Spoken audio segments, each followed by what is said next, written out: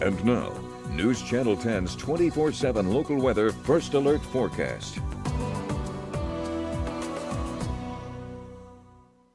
Well, happy Friday. Tanner Brammer here. A little bit of a storm threat for the day today. Will probably remain dry through about maybe 3 or 4 o'clock in most of the area. Show you that on our high definition computer model run here. Then you see by about 4 o'clock some scattered storms look to fire up over toward New Mexico, down toward Clovis and Portales, kind of taking more of a linear shape and moving eastward through the area, probably favoring the southern half of our viewing area. A rough time frame for Amarillo, maybe anywhere from 7 to 9 o'clock as these storms move through. Then this first wave of storms likely out of the area by 12 or 1 o'clock later tonight.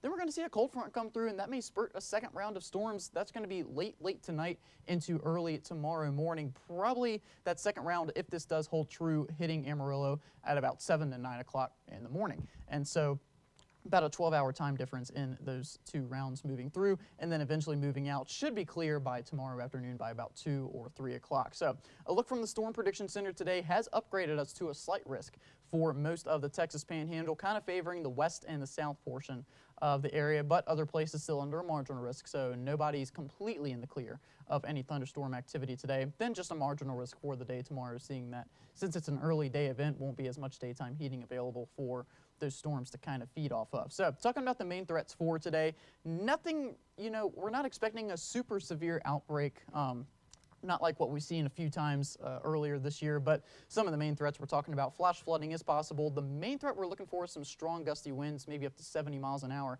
especially if this does take more of a linear shape, watching more for those straight line wind gusts. Some maybe moderate sized hail, up to maybe 2 inches in diameter. That's about golf ball sized hail. And then the tornado threat will be fairly low today, but not zero. So that's something we'll monitor as well. But we're going to keep that storm chance, like I said, for the second half of the day tomorrow, only giving about a 20% chance in those storms. Keeping that storm chance for Sunday and Monday as well. Temperatures start to heat back up going into the beginning part of next week, maybe hitting 94 or 95 on July 4th. It does look like July 4th, even though there's a scattered storm chance, will be one of the drier days in the area, but keeping at least a very isolated, very scattered shower and storm chance over the next 7 days.